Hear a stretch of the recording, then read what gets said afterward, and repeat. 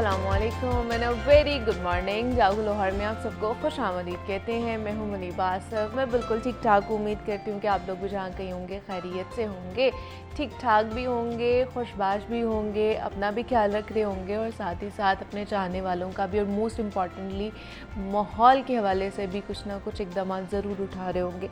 आज कुछ बात करते हैं हम सेल्फ़ डिपेंडेंट के हवाले से, ख़ुद इन्हिसारी के हवाले से। दूसरों पर इन्हिसारी को कम से कम हमें अपनी ज़िंदगी में रखना चाहिए। जब तक एक काम हम खुद कर सकते हैं ना, हमारे पास वो सलाहियत भी मौजूद है, तो हम क्यों किसी दूसरे से मदद मांगे या क्यों किसी दूसरे के आगे हाथ फैलाएं? क्योंकि यही जो हकीकी खुददारी होती है और हमारी सेल्फ़ रिस्पेक्ट भी इसी में होती है। दीन इस्लाम ने भी हमें ख़ुद इन्हिसारी का हुक्म दिया है कि हम अपनी ज़रूरतों को ख़ुद अपनी मेहनत से पूरा करें, अपनी मसाइब से ख़ुद लड़ें, बिला वजह दूसरों के सामने हाथ ना फैलाएं। और मसाइब सिर्फ मुआशी मसाइब नहीं होते, बल्कि इससे मुराद ज़िंदगी का हर एक चैलेंज होता है, ख़्वाह वो हमारी ज़ाती ज़िंदगी का हो या फिर हमारी अमली ज़िंदगी का हो। हर चैलेंज से हमें ख़ुद बाहर निकलना चाहिए। और वो लोग जो बात बात पर दूसरों के पास जाते हैं कि उन्हें कोई हमदर्दी या फिर मदद मिल सके, और वो ज़िंदगी में कभी मुकम्मल शख्सियत नहीं बन पाते हैं, वो जितनी मर्ज़ी तरक्की कर ले मगर हकीकत में उनका कद कम ही रहता है। उन्हें ये फ़रेब तो होता है कि वो बड़े चालाक हैं या बहुत ज़्यादा स्मार्ट हैं, मगर वो अपनी ज़िंदगी एक बूनेपन में गुजार देते हैं। कद हमेशा उन्हीं लोगों का बड़ा होता है जो तन्हाई बर्दाश्त कर सकते हैं, जो मुश्किल और हर किस्म की परेशानी तो बर्दाश्त कर लेते हैं मगर किसी दूसरे का बिला वजह सहारा नहीं लेते। बात यहाँ सिर्फ दूसरों से माली मदद लेने की नहीं है, बल्कि मेरा इशारा हर किस्म की गैर ज़रूरी मदद की तरफ है। सिर्फ माली मदद नहीं होती, और भी बहुत सारी इमदाद होती हैं। जैसे कुछ स्टूडेंट्स होते हैं जो ख़ुद तो सारा साल इंजॉय कर रहे होते हैं और इंजॉयमेंट में गुजार देते हैं, पढ़ाई का नाम नहीं लेते हैं, लेकिन जैसे इम्तिहान आते हैं तो उनकी कोशिश होती है कि बस कुछ ही करके वो पास हो जाएं या अच्छे नंबर्स आ जाएं, एटलीस्ट पासिंग नंबर्स हो जाएं। फिर चाहे उसके लिए उन्हें चीटिंग की क्यों ना करनी पड़े या कुछ भी करना पड़े, वो फिर ऐसी चीज़ें करने के कह लें कि दहाने पे आ जाते हैं। तो ये तो एक एग्ज़ाम्पल थी। हमारी जनरल लाइफ में भी बहुत सारी ऐसी चीज़ें हो रही होती हैं। हम पहले उन चीज़ों को सीरियस नहीं लेते हैं, उनके बारे में मेहनत नहीं करते हैं उस हवाले से, और जब वो चीज़ या मुश्किल हमारे सर पर आन पड़ती है तो फिर हम परेशान हो जाते हैं। फिर हम लोगों के पास भागते हैं कि अब हमें इसका सोल्यूशन बताएं कि अब हम इसका क्या कर सकते हैं। तो ऐसे मामले में ना आपने एहतियात बरतनी है, क्योंकि वक्त उन्हीं की कह लें कि इज़्ज़त करता है जो अपनी इज़्ज़त ख़ुद करवाते हैं। तो आपने भी अपनी इज़्ज़त अगर ख़ुद करानी है तो उसके लिए आपको कुछ चीदा सी चीज़ें जिसके ऊपर काम करने की ज़रूरत है। तो ये आज का हमारा पैगाम था जो हमने आप तक पहुंचाया है। अभी आगे बढ़ते हैं। जनाब, अप्रैल के आगाज़ से ही ना मुल्क भर में गर्मी की एक लहर दौड़ गई है, और शहर लाहौर में भी रमज़ान मुबारक के बाद गर्मी ने बहुत ज़्यादा शिद्दत पकड़ ली है। एक माह तक मुसलसल रोज़े रखने से जिस्म में किसी हद तक कमज़ोरी हो जाती है, और उसके बाद एकदम से इतनी गर्मी आ जाए तो कह लें कि सोने पर सुहागा हो जाता है। अब इससे निमटने के लिए बहुत ज़रूरी है कि हम अपने जिस्म को मुनासिब खुराक फराहम करें और जिस्म को हाइड्रेटेड रखने के लिए ऐसी ग़िज़ाओं का इस्तेमाल करें जिससे हम इस गर्मी से बच सकें। तो आज हमने उसी पर बात करनी है कि ऐसी कौन सी हाइड्रेशन वाली चीज़ें हैं जो कि हमें हाइड्रेट भी रखेंगी और इस गर्मी की शिद्दत से भी बचाएंगी। तो उस पर बात करने के लिए हमारे साथ स्टूडियोज़ में डॉक्टर ईमन मौजूद हैं, जो कि क्लिनिकल न्यूट्रिशनिस्ट एंड डाइटिशियन हैं। तो उनकी तरफ चलते हैं। डॉक्टर ईमन, आपको वेलकम कहते हैं जागो लाहौर में। कैसी हैं आप? ठीक हैं डॉक्टर ईमन? पहले तो हमने आपको पता है रोज़े रखे, अल्हम्दुलिल्लाह वो तो रमज़ान हमारा बड़ा अच्छा मौसम में गुजर गया। अब शिद्दत जो है ना बहुत ज़्यादा गर्मी की बढ़ती जा रही है। ऑलरेडी उसमें हमने इतना पानी भी नहीं पिया है, डिहाइड्रेशन उसमें भी हुई है। अब जो गर्मी की शिद्दत बढ़ गई है तो और ज़्यादा डिहाइड्रेशन होने के चांसेस हैं, हीट वेव होने के भी चांसेस हैं आगे आने वाले दिनों में। तो ऐसे में हमें अपनी डाइटरी मॉडिफिकेशन कैसे करनी है?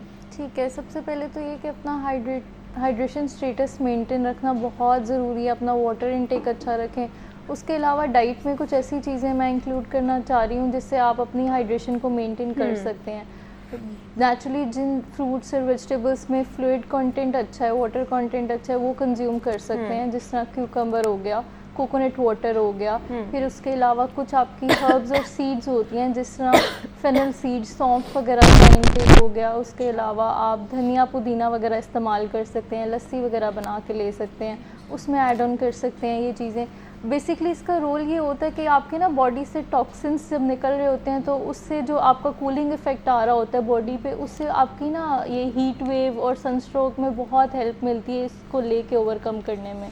तो ऐसी डाइट अपनी इंक्लूड करें जिसमें अल्कलाइन नेचर की चीज़ें आप ऐड ऑन कर सकते हैं, जिसमें ग्रीन लीफी वेजिटेबल्स हो गए, vitamin C rich fruits and vegetables हो गए।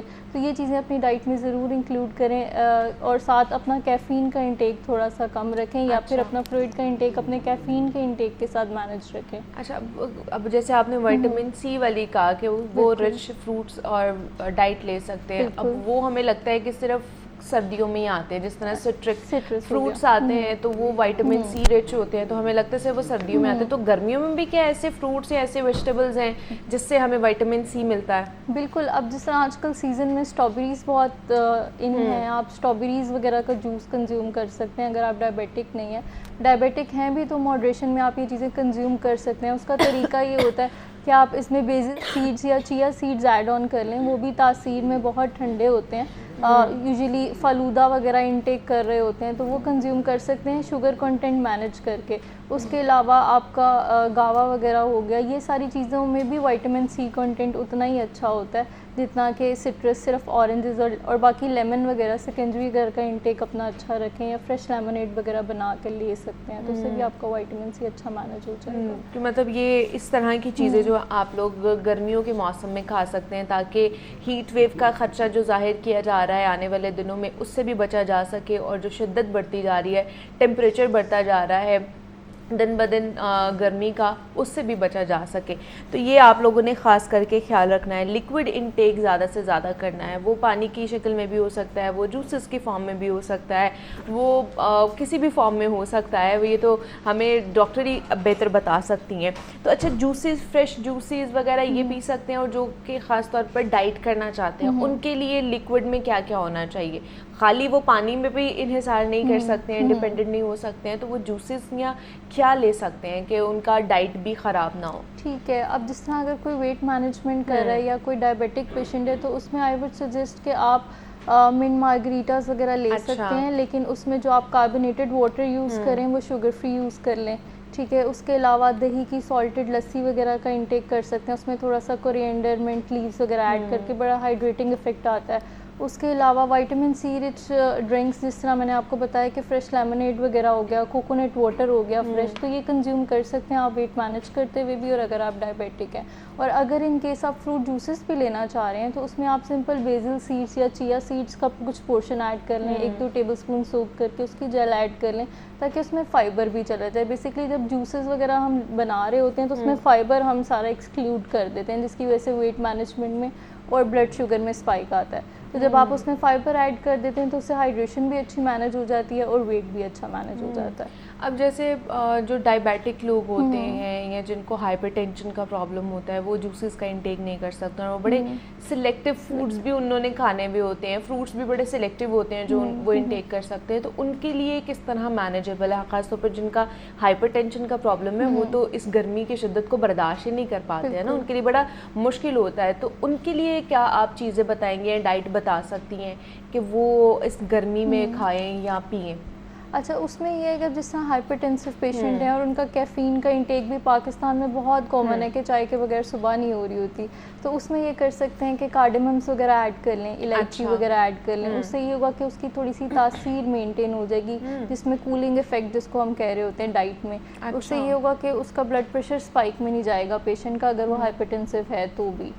तो इस तरह की चीज़ें आप अपनी नेचुरल हर्ब्स को ऐड ऑन कर सकते हैं। अगर योगर्ट वगैरह कंज्यूम कर रहे हैं तो उसमें आप इसी तरह ड्राइड कोरिएंडर लीव्स ऐड कर सकते हैं, या जो सूखा धनिया हम यूजुअली स्पाइसेस में यूज़ कर रहे होते हैं, उनकी प्यूरीज में या उनकी ग्रेवीज़ में, करीज़ में उसका इंटेक अच्छा रखें।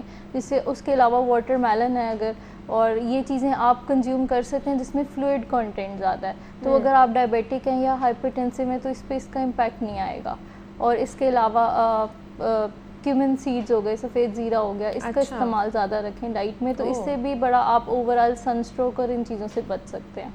ठीक है, मतलब ये ज़ीरा वगैरह और नेचुरल हर्ब्स हमारी बेसिकली सारी, ख़ास तौर पर उसकी तरफ जाना चाहिए। लेकिन जैसे गर्मी आती है, आपको पता है जो मुख्तलिफ मशरूबात है वो भी घर में आ जाता है, इमली का शरबत, आलू बुखारे का शरबत, ये चीज़ें भी पी रही होती है, इवन दो के बाहर ठेलों पे भी लगे हुए होते हैं तो उसका भी इस्तेमाल हो रहा होता है, तो ये भी हमें हाइड्रेट रखते हैं और ये इनका इस्तेमाल करना चाहिए यूजुअली या नहीं? अच्छा, इसमें ये होता है कि आप स्ट्रीट साइड ना कंज्यूम करें बिकॉज उसमें आपको हाइड्रेशन स्टेटस का आइडिया नहीं है, लेकिन अगर आप घर में किसी अच्छी ब्रांड का यूज़ करें और शुगर फ्री बेजूरी का जिस तरह शरबत हो गया, उसके अलावा संदल का शरबत हो गया, ये चीज़ें आप बिल्कुल कंज्यूम कर सकते हैं अगर आप डायबिटिक नहीं हैं। और अगर आप डायबिटिक हैं तो शुगर फ्री कंज्यूम कर लें या इसको मॉडरेशन में कंज्यूम कर लें। अगर आपकी blood sugar level well managed है और इसमें आप पानी का रेशो बढ़ा दें और शरबत की जो स्पून्स की रेशो है उसको कम करके आप इसको कंज्यूम कर सकते हैं। अगर आपकी स्वेटिंग बहुत ज़्यादा, आपकी फ़िज़िकल एक्टिविटी बहुत ज़्यादा है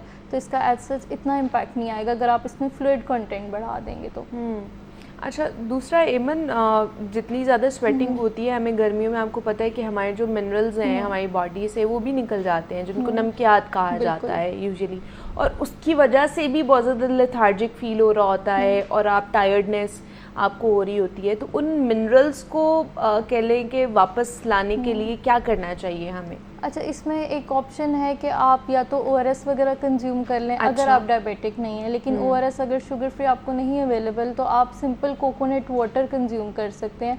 फ्रेश डेली बेसिस पे कंज्यूम करना थोड़ा सा मुश्किल हो जाता है, तो आप किसी भी अच्छी ब्रांड का जो इक्वलेंट टू ओरिजिनल हो, कोई इंपोर्टेड ब्रांड का इधर बहुत अवेलेबल है, वो भी आप यूज़ कर सकते हैं। कि अगर आप बहुत ज़्यादा फिजिकली एक्टिव हैं, जिम कर रहे हैं, वॉक वगैरह कर रहे हैं और आपकी बहुत एक्सेसिव स्वेटिंग है, तो आप फ्रेश कोकोनट वाटर कंज्यूम कर सकते हैं। उसमें आपके सारे पोटाशियम वगैरह, या अगर डायबिटिक नहीं है तो आप बनाना वगैरह का इंटेक कर सकते हैं। आगे मैंगो का सीज़न है, आप मैंगो वगैरह कंज्यूम कर सकते हैं। उसके साथ यही कि आप मिक्स एंड मैच करके बैलेंस करके चलें। अगर आप मैंगो ले रहे हैं तो उसके साथ दिन में वाटरमेलन कंज्यूम ज़रूर करें ताकि वो आपका एक अच्छा माइक्रो न्यूट्रिएंट्स का बैलेंस मेंटेन रहे। ठीक है, कि मतलब ये डिफरेंट ऑप्शंस हमने आपको बता दिए हैं कि आप किस तरह की चीज़ें, किस तरह की ड्रिंक्स ले सकते हैं, तो ताकि इस गर्मी से बचा जा सके, इसकी शिद्दत से जो है ना वो बचा जा सके। तो हमारे साथ एमन मौजूद थी। एमन, thank you so much for coming.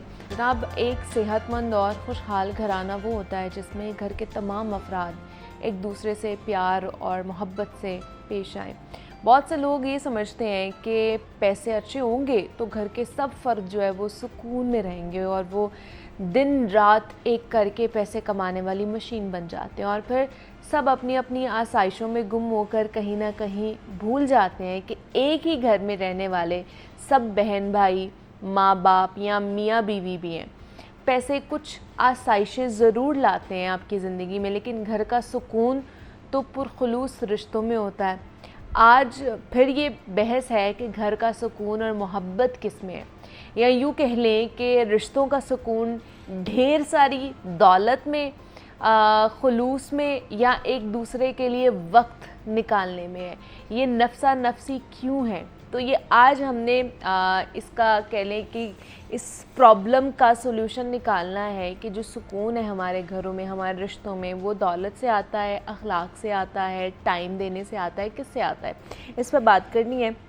इस पर बात करने के लिए डॉक्टर काशिफ फराज साहब हमारे साथ स्टूडियोज़ में मौजूद हैं, जो कि साइकोलॉजिस्ट हैं। तो डॉक्टर साहब, आपको वेलकम कहते हैं जागो लाहौर में। कैसे हैं आप? ठीक है, मैं ठीक ठाक हूँ, thank you very much. Doctor साहब, आज एक बड़ा ही इम्पॉर्टेंट टॉपिक है, ये सब घरों का मसला है मेरे ख्याल से कि घरों में सुकून कहीं ना कहीं नहीं है, कि बहुत सारे पैसे वाले लोग भी हम देखते हैं लेकिन कहीं ना कहीं उनको सुकून नहीं होता है। बहुत सारे ऐसे भी हम लोग देखते हैं कि जिनको शायद 2 वक्त की रोटी खाना भी मुश्किल होता है लेकिन उनके रिश्ते बड़े मजबूत होते हैं, सुकून होता है उनकी ज़िंदगी में।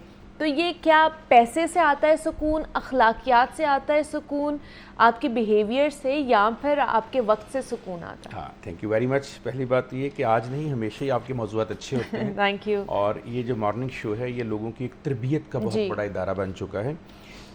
जैसे आपने सवाल किया कि इंसानी ज़िंदगी में खुलूस कहाँ से आता है, और आपने जो मिसाल दी कि हमने देखा कि करोड़पति, अरबपति, खरबपति, दुनिया के अमीर तरीन लोग भी अपने घर में खुश नहीं हैं, और हमने देखा ये शादरा के पास टपरी वास जो हैं ये सारा दिन बड़े खुश रहते हैं। एग्जैक्टली। असल में इस सूरह रूम की आयत नंबर 21 समझ हमें आ गई, इनको हमें समझ शायद नहीं आ सकी। सूरह रूम में अल्लाह ताला फरमाते हैं कि मियाँ बीवी के रिश्ते को डिफ़ाइन करते हुए उन्होंने एक लाइन दी, एक जुमला दिया, एक आयत दी कि हमने तुम्हारे दरमियान मोहब्बत और खलूस रख दिया। अब अल्लाह ताला ने यहाँ कहीं नहीं कहा कि मैंने मियाँ बीवी के रिश्ते के दौरान वक्त रख दिया, पैसा रख दिया, आसाइशें रख दी। सिर्फ़ और सिर्फ इखलास रखा, मोहब्बत रखी, मुरव्वत रखी। रिश्ते मुरव्वत पर, एहसास पर चल जाते हैं। अच्छा। इसमें कोई शक नहीं, जो आपने तीनों बातें जो की हैं वो सारी बहुत अहम हैं। अच्छा। देखिए, पैसा भी ज़िंदगी में अहम, वक्त भी अहम है ज़िंदगी में, आसाइशें भी अहम है ज़िंदगी में, मगर अपनी अपनी तरजीहात हैं और अपनी अपनी चीज़ों के असरात हैं। अगर सिर्फ पैसे से ज़िंदगी चलती तो दुनिया का जो अमीर तरीन शख्स है उसकी बीवी उससे डिवोर्स न लेती। इसका मतलब ये हुआ कि खाली पैसे से लाइफ नहीं चलती। अभी आपने देखा बिल गेट्स ने पिछले दिनों तस्लीम भी किया कि मेरी ज़िंदगी की सबसे बड़ी गलती थी अपनी वाइफ को डिवोर्स करना। तो इससे मुराद हुआ कि सिर्फ पैसा ज़िंदगी के लिए बहुत ज़रूरी नहीं है। फिर हमने देखा है कि बहुत सारे लोग एक ही छत के नीचे वक्त गुजारते हैं, कई साल, लेकिन at the end of D वो कहते हैं जी कि हमारी निभ नहीं सकी, हमारी बानी नहीं सकी आपस में। इसका मतलब वक्त अहम नहीं, क्वालिटी ऑफ वक्त अहम है। यानी जितना गुजारते हैं वो कैसा गुजारते हैं। बाज़ का कहते हैं ना, मैं पल में सदियाँ जी आया, बाज़ का एक लम्हे में आप सदी जी लेते हैं, क्वालिटी ऑफ टाइम हो। अगर क्वालिटी ऑफ टाइम ना हो तो 50-60 साल भी छत के नीचे रहते हुए आप कुछ भी नहीं सीखते। लेकिन खलूस एक ऐसी चीज़ है कि जिसमें आप एक लम्हे में वो सब कुछ हासिल कर लेते हैं। अच्छा। बड़ी खूबसूरत बात है। किसी बीवी से किसी हस्बैंड ने पूछा, ये बताओ तुम्हें सोने का हार चाहिए या एक नई कार चाहिए? अच्छा। उसने कहा मुझे आपके साथ एक कप चाय का पीना है, क्योंकि मैंने ये सुना है कि एक कप चाय पीने से, अपने हस्बैंड के साथ बैठकर खुशी का वक्त गुजारने से हर चीज़ तब्दील हो जाती है। क्या बात है। तो अगर आप एक वक्त अच्छा गुजार लें तो उसमें आपको सोने की हार जितना भी और कार जितना मजा भी आ सकता है। और ये भी मुमकिन है कि आप सोने का हार पहनकर आला तरीन गाड़ी में बैठे हों और हस्बैंड का मुंह राइट को हो, बीवी का लेफ्ट को हो, तो वो सारी इंजॉयमेंट जो आपकी खराब हो जाती है। सो तीनों चीज़ों को लेकर चलना है, लेकिन तरजीहात मुकर्रर कर लेनी है। सबसे पहले रिश्ते में जो ज़रूरत होती है वो होती है मुरव्वत की, वो होती है मुद्दत की। लेकिन अब यही चीज़ें तो ख़त्म हो गई है ना, खलूस ही तो हमारे रिश्तों से कम होता जा रहा है ज़िंदगी में। बिल्कुल आपकी बात ठीक है। देखिए, इसको ख़त्म करने में मैंने और आपने, ये हमारे बड़ों ने वक्त लगाया, 100 साल लगा हमें ख़त्म करने में। अच्छा। यानी हमने मेहनत करके शौरी तौर पर हमने पैसे को, आसाइशों को, गाड़ियों को, बड़े घरों को अपनी तरजीहात बनाया। देखिए मुनीबा, जब मैं चले आपसे थोड़ा सा जनरेशन में बड़ा हूँ, हमारे जो हीरोज थे वो बहुत डिफरेंट थे। मे बी आपके हीरो भी डिफरेंट हों, लेकिन आज जो बच्चा जो मैट्रिक में है, एफए में है, उनके हीरो बिल्कुल डिफरेंट है। हमने हीरो बदल दिए, हमने आइडियल बदल दिए, हमने तरजीहात बदल दी, हमने तरजीहात के असरात बदल दिए। उसका नुकसान ओवरऑल सोसाइटी को होता है, सोसाइटी टूट फूट का शिकार हो जाती है। देखिए, जिस माशरे में मैं पढ़कर आया हूँ ना, अमेरिका में, कनाडा में, उनके पास हमसे ज़्यादा अच्छी गाड़ियाँ हैं, हमसे ज़्यादा दौलत है, हमसे ज़्यादा उनके पास इज्जत है, लेकिन क्या वो हमसे ज़्यादा मुतमिन है? जब मैं यहाँ से पढ़ने गया था हम मुतमिन थे, वो गैर मुतमिन थे। वो हमें कहते थे मशरक में ऐसा क्या है कि तुम लोग इतने ब्लश हो, इतने खुश हो, तुम्हें कोई टेंशन नहीं, तुम्हें कोई प्रॉब्लम नहीं, और हम इतने परेशान हैं। आज क्या है कि जब हम वहाँ देखते हैं तो वो लोग ब्लश हैं, वो खुश हैं, वो मुतमईन नजर आते हैं और हम गैर मुतमईन। जिन चीज़ों से वो पीछे हट गए, हम उन चीज़ों के पीछे भाग रहे हैं। एक बड़े खूबसूरत सफ़रनामा है शौक़ आवारगी, अताला कासमी साहब का। उसमें एक बड़ा खूबसूरत वाक़या लिखा है। वो कहते हैं, मैं डेनमार्क में एक ओल्ड पीपल होम में गया, तो वहाँ एक बाबा मुझे कहता है, तुम पाकिस्तान से आए हो? कहता है, मैंने कहा हाँ। उसने कहा, तुम्हारा मुल्क तरक्की याफ्ता है या तरक्की पजीर है? उन्होंने कहा तरक्की पजीर है, अभी हम कर रहे हैं। उसने कहा, बेटा एक बात याद रखना। बूढ़ा कह रहा है, डेनमार्क का अंग्रेज, बेटा एक बात याद, 70s में कह रहा है, जब तुम तरक्की हासिल कर लो, तरक्की याफ्ता बन जाओ, तो उस तरक्की के लिए उन नेमतों को कुर्बान न करा जिनका कोई नेमत बदल नहीं होता। और उनमें से उसने कहा एक नेमत माँ बाप होते हैं। आज हम पैसे की खातिर, दौलत की खातिर, वक्त बिताने की खातिर, दोस्तों में और बाहर, हम अपने रिश्तों को सेक्रीफाइस कर रहे हैं। जो आपने जिस तरफ इशारा किया, जब आप इस तरफ लगेंगे, आप जब मटेरियलिस्टिक अप्रोच की तरफ जाएंगे, देखिए मैं कहता हूँ कि बहुत ही आपको एक बैलेंस बात करनी चाहिए। मटेरियलिस्टिक भी ज़रूरत है। अच्छा। आपने जो लिबास पहना है हम पैसे से लिया, जो जूता पहना पैसे से लिया, जो रोटी खाते हैं पैसे से लेते हैं, इस घर में रहते हैं पैसे इसमें गाड़ी में है पैसे की, जिस मोबाइल को यूज करते पैसे की। लेकिन जब ये सारी चीजें मेरे बड़ों को मुयस्सर नहीं थी, क्या वो मुझसे ज्यादा खुश थे या आज मैं ज्यादा खुश हूँ? वो ज़्यादा खुश थे। जिस पैसे ने मुझे ये लेकर दिया, ये मुझे किसी फौतगी और किसी शादी में पहुंचने नहीं देता, जबकि 1 सेकंड में इतला मिल जाती है। मेरे बुजुर्गों को कोई नाई इतला देने आता था, वो 10,000 किलोमीटर भी जनाजे पर पहुंच। इसका मतलब है कि आसाइशें और पैसा जो है वो आपको रिश्ते नहीं देता, कनेक्टेडनेस नहीं देता। दुनिया की जो सबसे बड़ी और लंबी रिसर्च है ना, वो की है Harvard school of adult psychology ने। अच्छा। उसने बड़ी कमाल की बात, 1938 से लेकर 2025 तक लगातार रिसर्च चल रही है। हाँ। उन्होंने कहा इंसानी जिंदगी में खुशी का, सुकून का और राहत का इन्हिसार मौलो दौलत या आसाइशों पर नहीं है, अच्छे रिश्तों पर है। अच्छा रिश्ता अब कैसे बनता है? अगर तो मुनीबा पैसे से बनता तो दुनिया के जितने पैसे वाले हैं वो दुनिया का हर रिश्ता खरीद लेते, नहीं खरीद सकते। अगर सिर्फ वक्त से बनता तो फिर एक ही छत के नीचे रहने वाले सारे बहुत करीबी होते। इसका मतलब है उसके लिए इंग्रेडिएंट ही कुछ और है। अब आप बिरयानी में अगर आप मसाला डालना शुरू कर देंगे चिकन कोरमे का, तो बिरयानी नहीं बन सकती। तो आपको उसके अंदर जो इंग्रेडिएंट डालना है वो खलूस है, वो मोहब्बत है, वो मुद्दत है। अच्छा, मुद्दत क्या होती है? जिसमें मोहब्बत और एहतराम दोनों शामिल हों। कुरान मुद्दत का लफ्ज़ इस्तेमाल करता है। हमारे रिश्तों में मुद्दत खत्म हो गई है, हम एहतराम और मोहब्बत दोनों मिलकर नहीं कर रहे, जिसकी वजह से हम तो सिर्फ पैसे के पीछे भाग रहे हैं ना काशिफ साहब। पैसा हम कहते हैं जिंदगी में कमा लें, चाहे उसके एवज हमें अपने रिश्तों की कुर्बानी क्यों ना देनी पड़े। ऐसे बहुत से लोग आपने भी देखे होंगे, हमने भी देखे हैं कि वो पूरी जवानी अपनी पैसे के पीछे गवा देते हैं और बुढ़ापे में उनके पास कोई रिश्ता नहीं होता। बिल्कुल, इस वजह से कि जब उन्होंने अपने बच्चों को ये बताया कि मैंने अपनी जवानी पैसे पे लगा दी, तो वो बच्चा भी तो फिर पैसे के पीछे भागेगा, बाप के पीछे तो नहीं भागेगा। परवीन शाकर ने अपनी किताब खुशबू के दिबाचे में कमाल की लाइन लिखी है।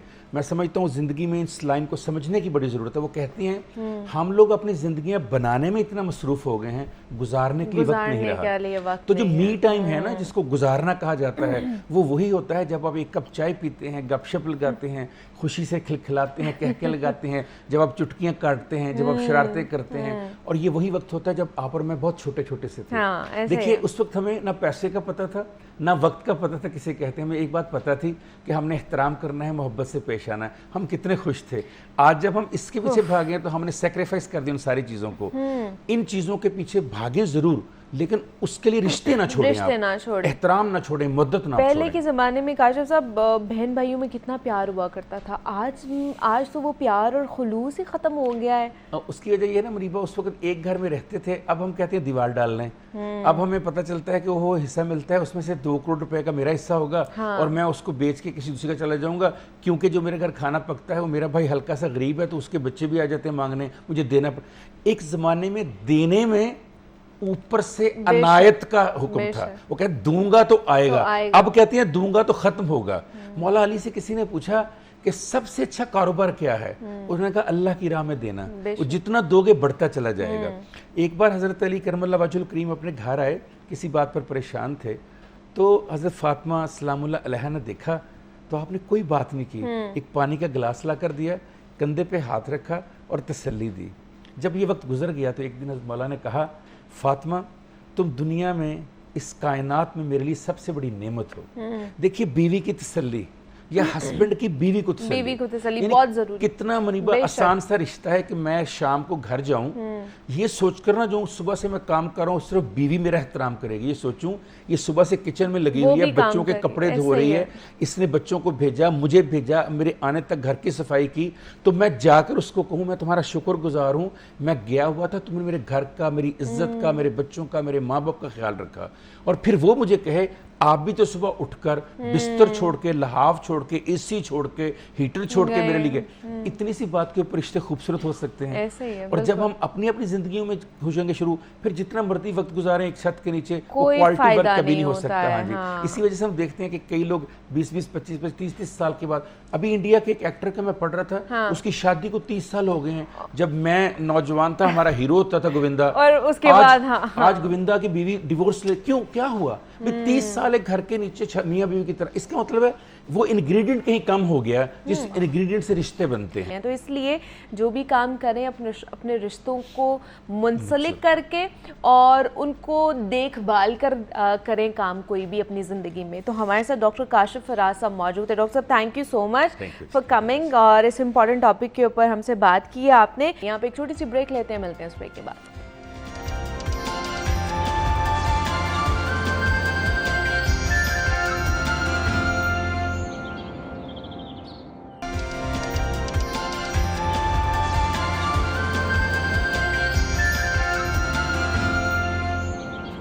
वेलकम बैक टू जागो लाहौर। जनाब, अब कुछ सेल्फ़ केयर के हवाले से बात करते हैं, ख़ास तौर पर स्किन के हवाले से, क्योंकि ख़वातीन के लिए बड़ा कंसर्न फैक्टर होता है कि जनाब हमारी स्किन बड़ी फ्लॉलेस नज़र आए, रिंकल फ्री हो और कोई भी ऐसी छाइयाँ पिगमेंटेशन ना हो कि जनाब हम खूबसूरत नज़र आएँ ज़्यादा से ज़्यादा।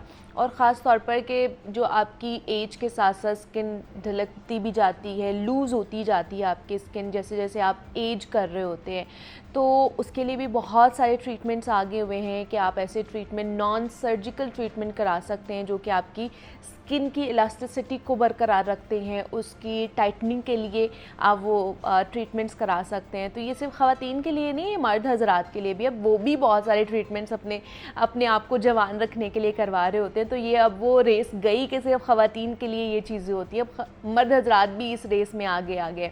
तो इस पर हमने आज बात करनी है कि किस तरह के नॉन सर्जिकल ट्रीटमेंट्स हम ले सकते हैं अपने फेस के लिए, बेली के लिए भी बहुत से लोग करवा रहे होते हैं, उसकी टाइटनिंग के लिए भी, तो बॉडी के किसी पार्ट के लिए भी आप करा सकते हैं। तो इस पर बात करने के लिए प्रोफेसर डॉक्टर अजीम जहांगीर हमारे साथ स्टूडियोज़ में मौजूद है, जो कि माहिर अमराज जिल्द हैं, एस्थेटिक सर्जन है। डॉक्टर साहब, आपको वेलकम कहते हैं जागो लाहौर में। कैसे आप? ठीक है, अल्लाह का शुक्रिया।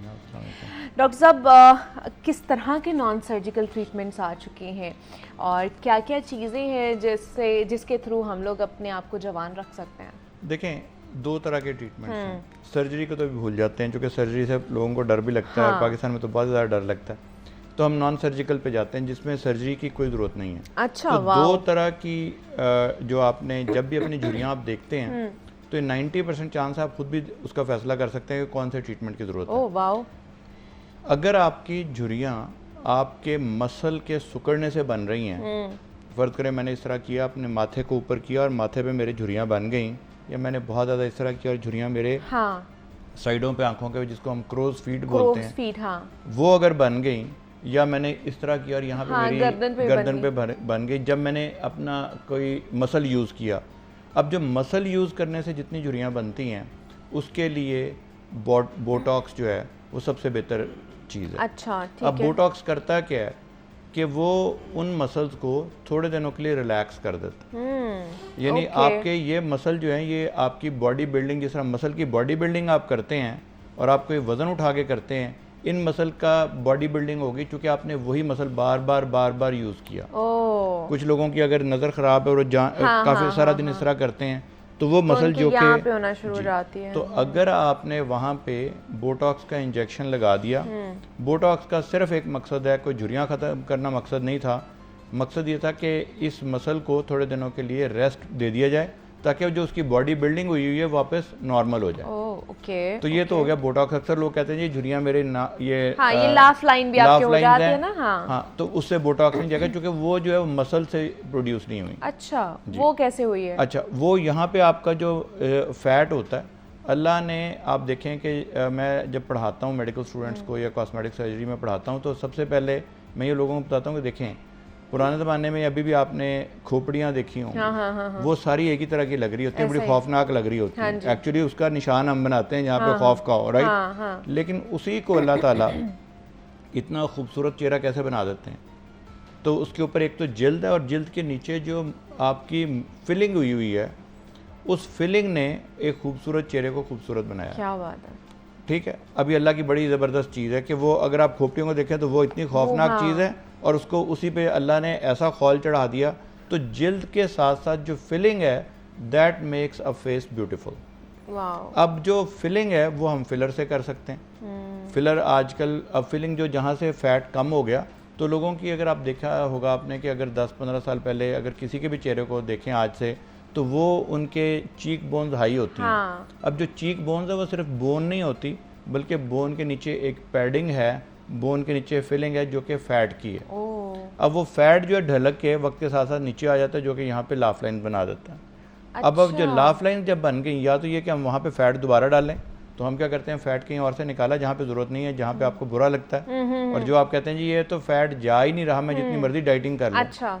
वो फैट जो कि डाइटिंग करने से नहीं जाता, वो हमारे लिए बहुत ही ज़्यादा काम की चीज़ होती है कि हम वो वाला फैट जब यहाँ डालते हैं फेस पे तो वहाँ से भी नहीं जाता, और वो सारी उम्र चलता है तकरीबन। ओके। अगर फ़र्ज़ करें फ़ैट अवेलेबल नहीं है या आप कहते हैं नहीं मुझे तो छोटी सी सर्जरी करके फ़ैट नहीं निकलवाना, या मुझे वो, हालांकि वो छोटी सी सर्जरी उसमें बेहोश भी नहीं करना पड़ता, थोड़े से एरिया को आप सुन करके वहाँ से आप फ़ैट को निकाल लेते हैं, विच इज़ कॉल्ड लाइपोसक्शन या माइक्रो लाइपोसक्शन, और वहाँ डाल देते हैं। अगर आप कहते हैं जी ये भी नहीं मुझे चाहिए, तो आजकल कमर्शियली अवेलेबल हैं इंजेक्शन हाइलुरोनिक एसिड के, जो कि 1 ml की सिरिंज में आते हैं। वो हम वहाँ पे लगा देते हैं जहाँ पे डिप्रेशन हो, जहाँ पे कोई गड़ा पड़ा हो, जहाँ पे कोई ऐसी झुर्रियाँ पड़ी हों जो कि नीचे को गई हो, तो वहाँ पे हम उसको इंजेक्ट कर देते हैं। अच्छा, तो ये आप तो दो हो इधर गई। लाफ लाइंस के करवा लाफ लाइंस सकते में कर हैं, सकते हैं। जो आपके ये डार्क जो सर्कल्स हो सकते हैं, जो आपके ठीक है। आई बैग्स हैं वहाँ करवा वहाँ सकते करा हैं। सकते हैं। नाक अगर किसी का आगे से टेढ़ा है थोड़ा तो सा, वो भी उसको आप ऊपर करा कर सकते हैं। डॉक्टर साहब, जैसे नॉन सर्जिकल में आजकल जैसे थ्रेड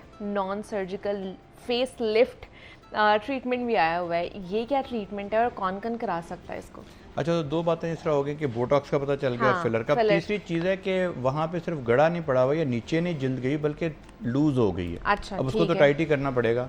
तो उसका एक तो तरीका है कि हम उसको एक्स्ट्रा जल्द को कान के करीब से काट लेते हैं और उसको हम कहते हैं फेस लिफ्ट। अब उसमें चूँकि कट लगता है तो लोगों को डर बड़ा लगता है। आजकल जो है उसका एक इलाज ये आया है कि हम उसको बजाय काटने के वही सूचर या वही धागा जिससे कि हम टांके लगाते हैं जिल्द पे, अच्छा, उसी तरह का धागा जो है वो हम जिल्द के नीचे डाल देते हैं। ओ, तो बजाय पिरो देते हैं समझ कर जिल्द के नीचे, और वहाँ पे उतनी जिल्द को सिर्फ सुन करके, उसमें दर्द नहीं होती कोई, ना उसमें बेहोश करना पड़ता है, और वो 5-10 मिनट में वो हो जाता है।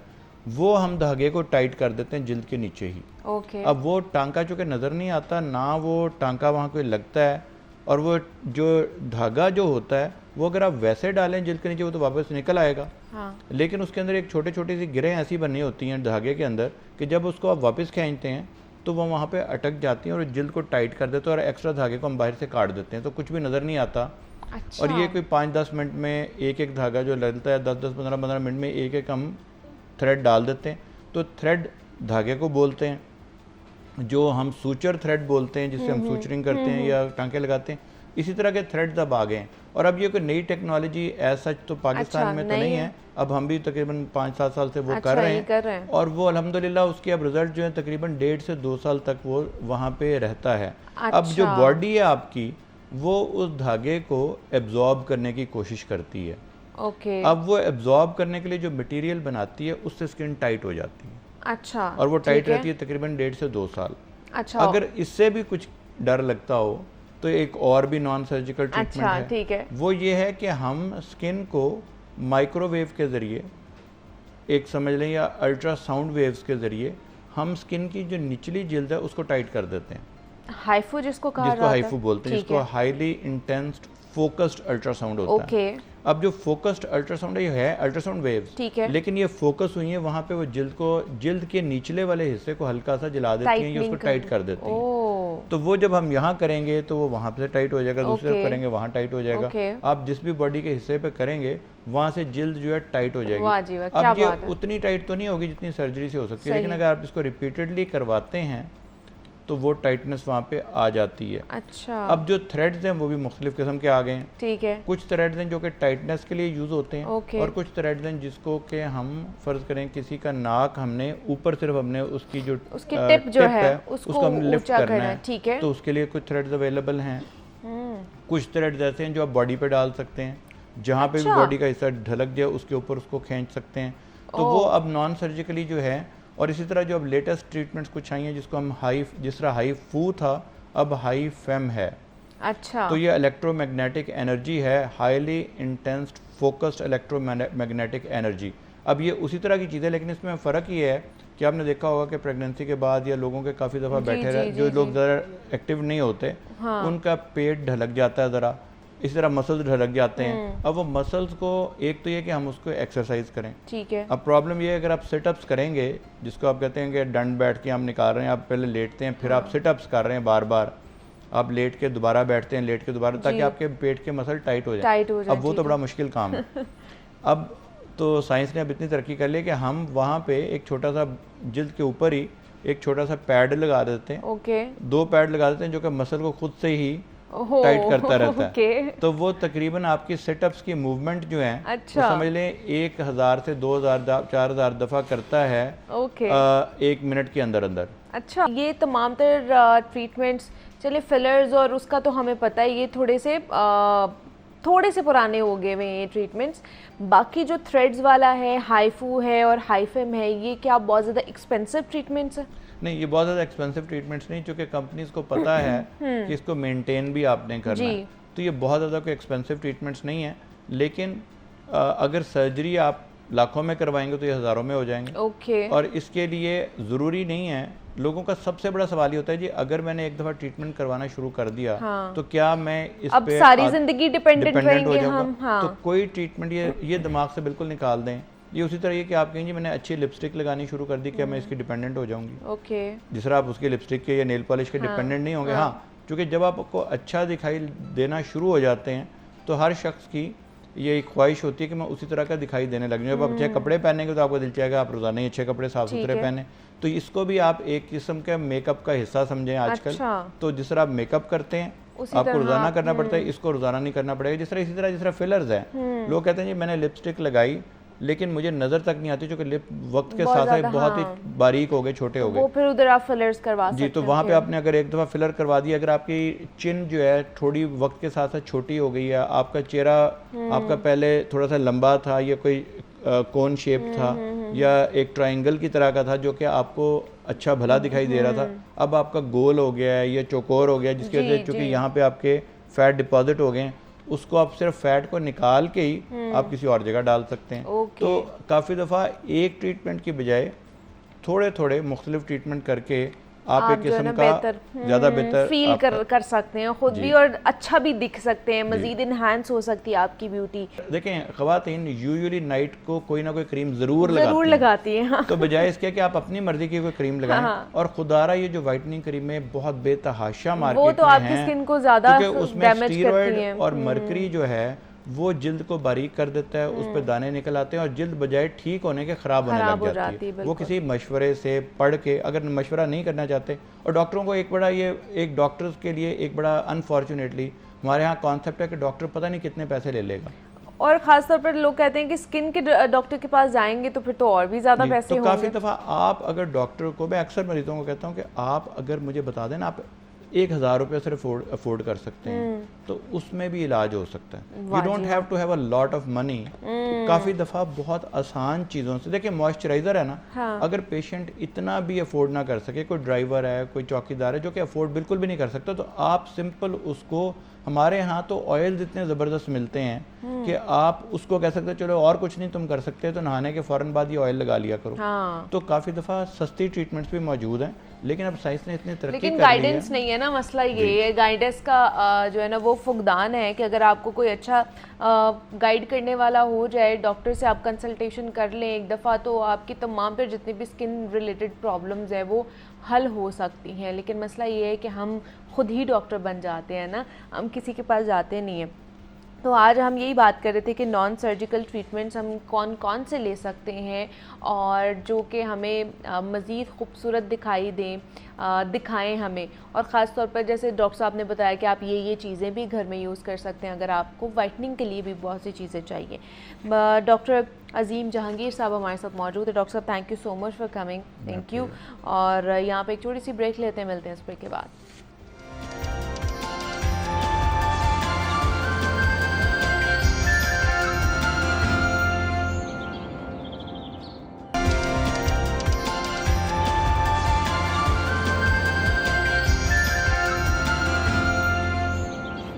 वेलकम बैक टू जागो लाहौर। जनाब, अब कुछ लाहौर शहर के हवाले से बात कर लेते हैं, और ख़ास तौर पर जो क्राइम रेशो है वो बढ़ती जा रही है उस पर बात करनी है, पुलिस की कारकर्दगी के हवाले से बात करनी है।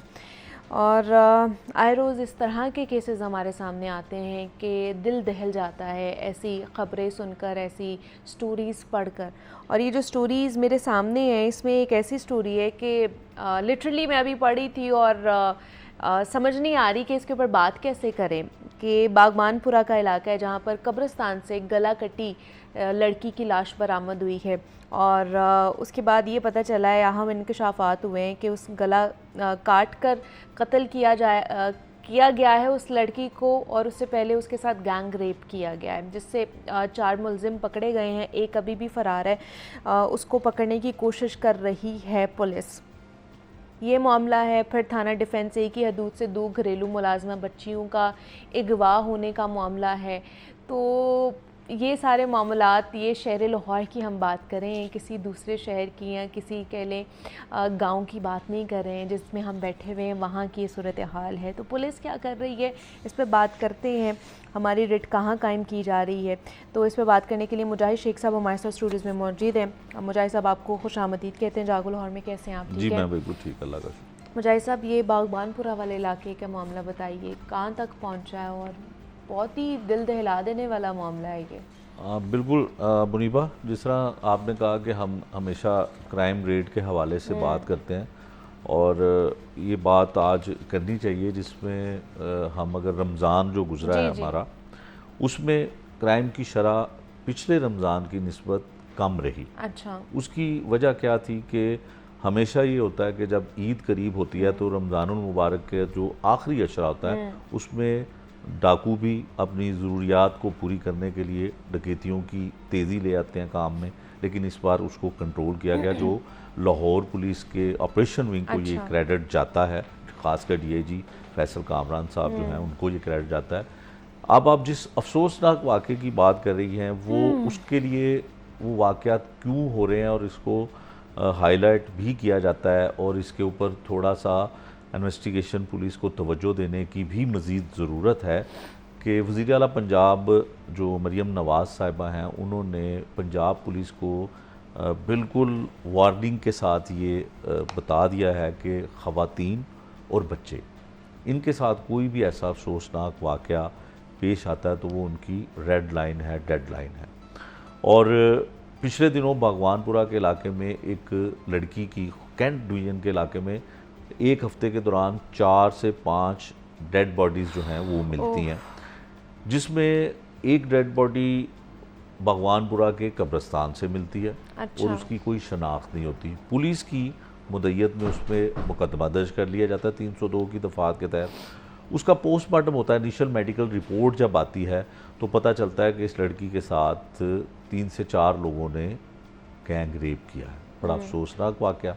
पुलिस ने इसके ऊपर ज़रा एक्टिव हुई, इन्वेस्टिगेशन पुलिस, और उन लोगों का भी पता नहीं चला कि गैंग रेप करने वाले कौन थे, और उनका भी नहीं पता चल पा रहा था कि वो लड़की कहाँ की है, किस इलाके की रहने वाली है। उसको हमने हाईलाइट किया।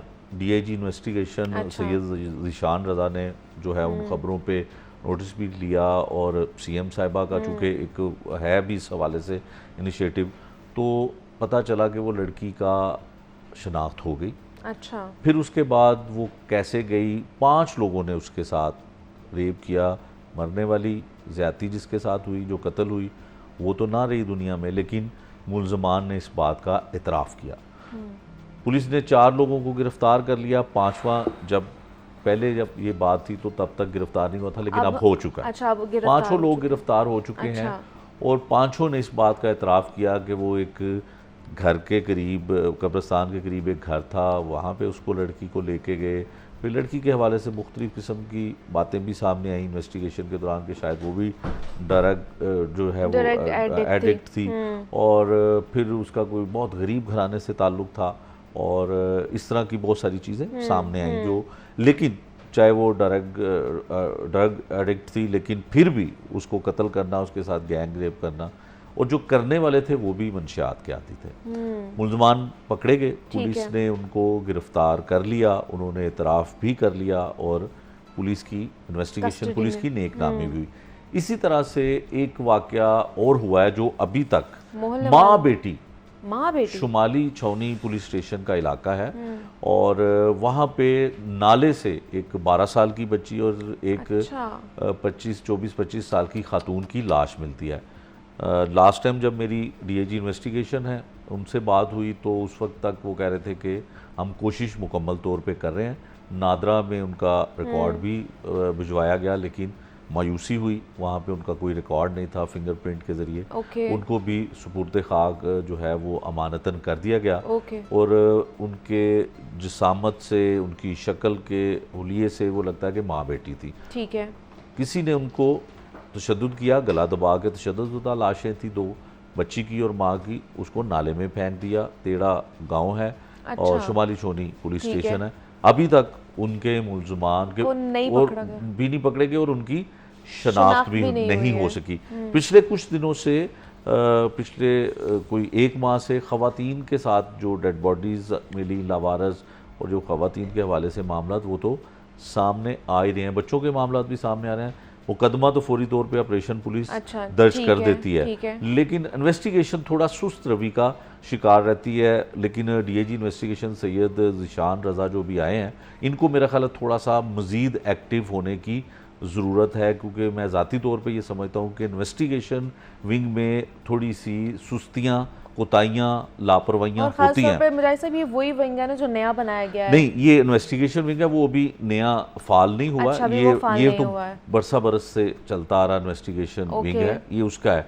दूसरा आपने जिक्र किया मोलन मोहन वाल नवाल का, हाँ ये जी। तो बड़ा ही फायरिंग एक करके सोशल, लड़की को कत्ल किया जी हाँ, ये तो सोशल एक इशू है। इसमें होता क्या है कि मेहंदी की रात होती है और सुबह उस लड़की की घर के करीब ही एक शादी हाल, उस कुएं पे भी मैं गया तो वो वहाँ पे उसकी शादी, उसकी बारात आनी थी और उस लड़की की अपने मामूजात के साथ जो है वो शादी हो रही थी और दोनों की पसंद की शादी थी। उसका जो होने वाला दूल्हा था वो भी बड़ा दुखी, उसका शॉर्ट भी आया, इंटरव्यू भी उसका आया। पता ये चला कि वो रात को 2-3 बजे सोई है, जो सुबह दुल्हन बनने वाली लड़की थी। तो रात को उसके बहनोई ने उसको गोली मार के कत्ल कर दिया। बहनोई ने? बहनोई जो उसी घर में मौजूद था। और उसके बाद सुबह ज़ाहिर गोली चली, एक ही गोली सर में लगती है, वही मौके पे उसकी डेथ हो जाती है। ये रात सुबह 4-5 बजे का वाक़या है और दोपहर में उसकी बारात आनी थी। तो ज़ाहिर है लोगों के लिए बड़ा हुआ, वहाँ पे घर पे मेहमान भी थे, सब कुछ था। तो लोगों ने कहा कि ये शायद कोई लड़की शादी नहीं करना चाहती थी या कोई और वजह हो सकती है, और घर के अंदर आ कौन सकता है, ज़ाहिर है। Exactly, हाँ। और घर में इतने ज़्यादा मेहमान भी थे शादी की वजह से। बहरहाल वहाँ से पता ये चलता है कि एक बेनोई जो है वो अचानक लापता हो जाता है। अच्छा। और उसको जो है वो कहता है जी मेरी तबीयत ख़राब है। तो बाद में पुलिस उसको गिरफ़्तार कर लेती है और ठीक है। पता ये चलता है कि उससे वो खुद पसंद करता था अल्लाह, और चलिए उसको यहीं ये से- दुख था कि वो शादी उसकी कहीं पे और ना, और उसने ये अब गिरफ़्तार भी हो गया। पंजाब गवर्नमेंट का जो पॉलिसी है वो ख़वातीन के हवाले से, क्योंकि इसीलिए इन्वेस्टिगेशन में अलहदा से विंग भी बना जी। दिए गए हैं कि जो बच्चों के और ख़वातीन के मामलात हैं उनको देखने के लिए lady inspector, lady sub inspector जो है अलहदा से उसकी तफ्तीश करते हैं कि किसी बच्ची के साथ ज़्यादती का ज़्यादती मामला हुई है, है या मामला। किसी बच्चे के साथ ऐसा कोई मामला हो जाता है तो वो ख़वातीन पर मुश्तमिल भी एक यूनिट के अंदर ही बनाया सही गया है। है ताकि उसको वो बेहतर तरीके से कर सकें। तो ये चीज़ें अभी करने की ज़रूरत है। दूसरी जानिब जो रूटीन के मामला Crime होते हैं, के, क्राइम के जो मामला होते हैं वो तो ज़ाहिर है ऑपरेशन पुलिस भी करती है, इन्वेस्टिगेशन पुलिस भी करती है, लेकिन ये वाक़यात हमारे बहुत सारे सोशल इश्यूज़ की वजह से बहुत हाईलाइट सामने भी आ हो रहे रहे हैं, हैं हाँ जी। और सामने भी आ रहे हैं। और ख़ास तौर पर कत्ल के वाक़यात ज़्यादातर ये तो आए रोज़ हमारे सामने आ रहे होते हैं। आई डोंट नो कि अब इसके ऊपर क्या करना चाहिए, क्या हमें बहुत ज़्यादा सख्त सज़ाएं देनी चाहिए, हमें किस तरह की अपनी परफॉर्मेंस दिखानी चाहिए ताकि ये ख़ास तौर पर फैक्टर जो है ये कम से कम हो सके। देखिए जो कत्ल की वारदात है, जो कत्ल होता है, अब तो कत्ल बहुत मामूली बातों पे भी हो रहा हाँ है जी, और ऐसे ही उसकी है, सबसे बिल्कुल। बड़ी वजह ये है कि कत्ल करने के लिए कत्ल करवाने वाले को खुद कहीं नहीं जाना पड़ता।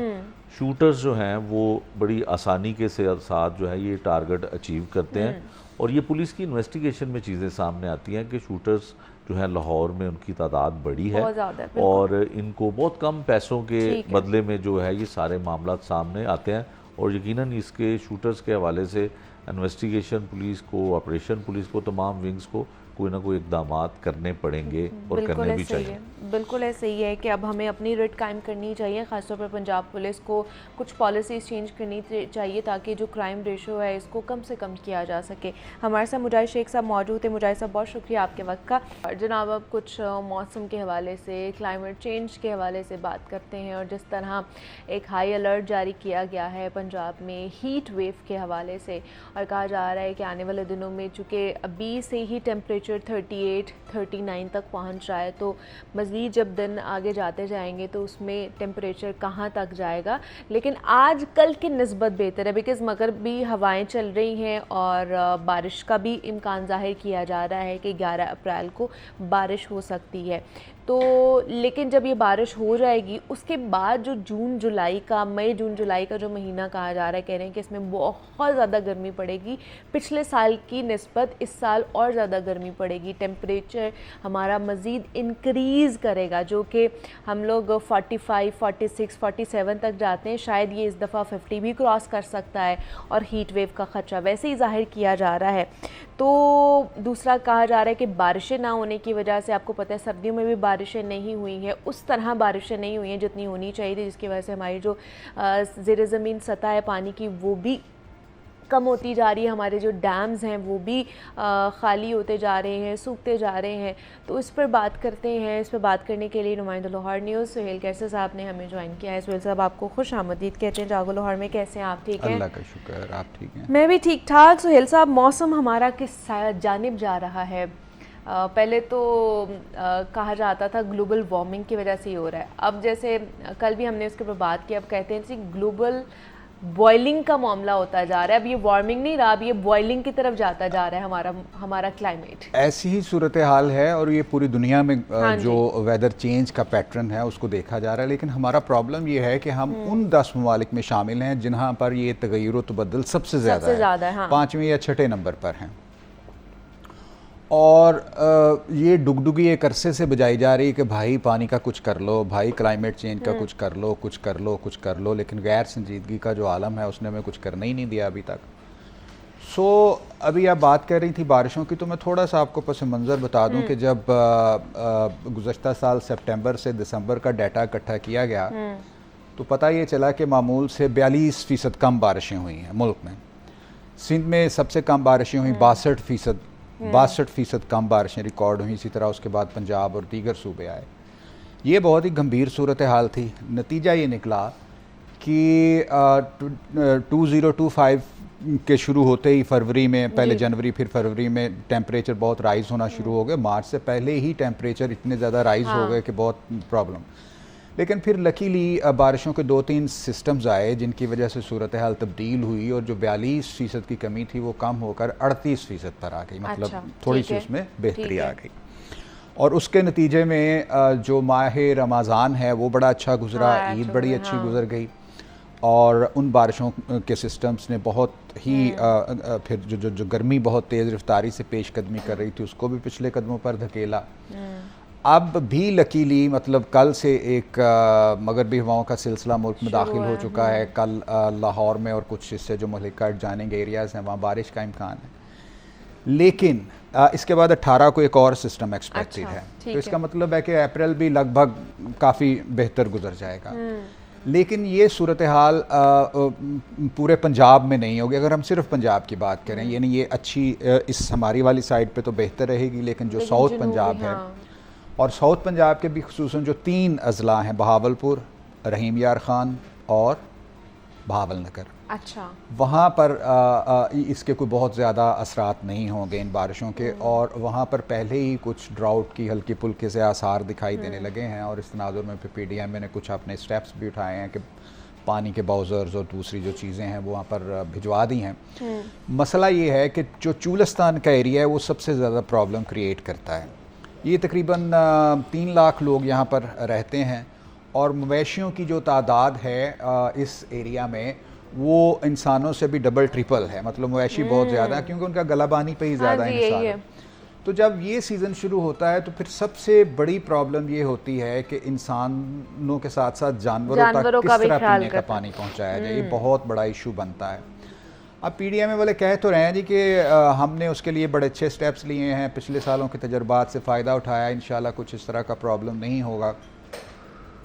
लेकिन ये तो उनका कहना है, कोई भी सरकारी महकमा ये नहीं कहता जी कि हमारी जो कारकर्दगी है वो बेहतर नहीं है, हम तो दूध और शहद की नहर है। जैसे हमारी हुकूमत क्लेम करती है कि महंगाई जो है वो 3% पर हम ले आए हैं, वो अलग बात है कि चिकन वो 800 तक पहुंच गया। बिल्कुल, अल्लाह का शुक्र है, मतलब अगर 38% पर महंगाई रहती तो हमें शायद चिकन 300-400 रुपये किलो मिल रहा होता, जो 3% पे आई है तो 800 पे चला गया।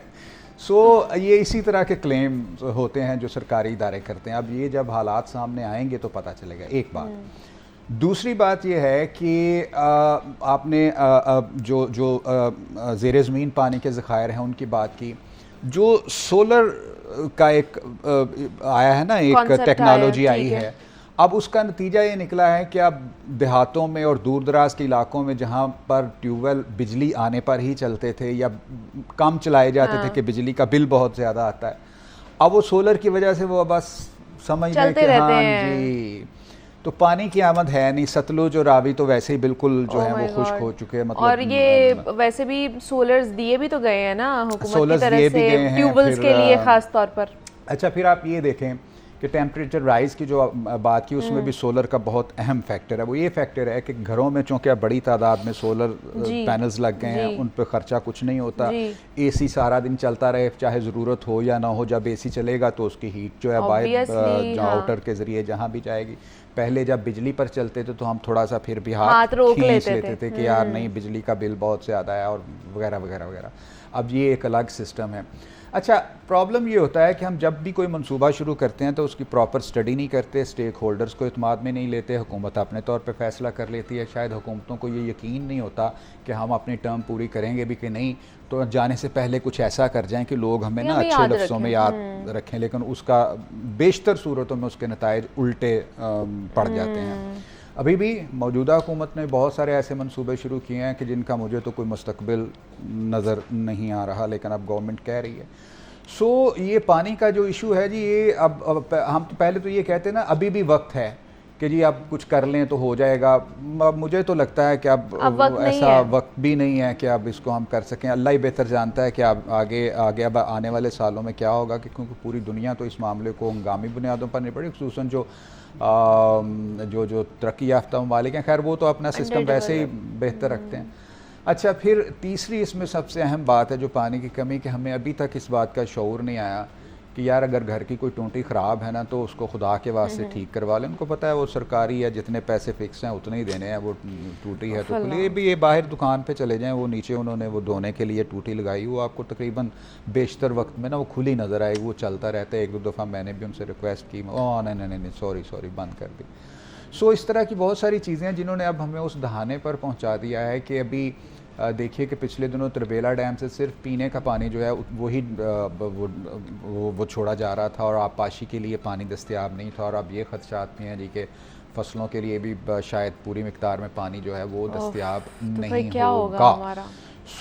पानी ज़िंदगी है और ज़िंदगी हम अपने हाथों से बर्बाद कर चुके हैं। तो ये हालात पानी के हवाले से बहरहाल ख़राब हैं। पानी के हवाले से भी, हमारे माहौल के हवाले से भी। ऑब्वियसली दरख्त नहीं होंगे, पौधे नहीं होंगे, प्लांटेशन नहीं होगी, मौसम ख़राब होगा, क्लाइमेट ख़राब होगा, उसकी वजह से पानी भी नहीं, बारिशें नहीं होंगी तो पानी भी नहीं होगा। तो ये सारी चीज़ें रिलेट करती हैं। तो इसलिए हम बार बार आपको कहते हैं कि अपने इन्वायरमेंट को बेहतर बनाने के हवाले से ज़रूर काम करें, क्योंकि हम सब ने इसमें रहना है। किसी एक फ़र्द की ज़िम्मेदारी नहीं है, सिर्फ हुकूमत की ज़िम्मेदारी नहीं है, हमारी भी ज़िम्मेदारी है। सुहेल कैसे साहब हमारे साथ मौजूद है। सुहेल साहब बहुत शुक्रिया आपके वक्त का। मुझे इजाज़त दीजिए, अपना ख्याल रखिएगा। अल्लाह हाफ़िज़।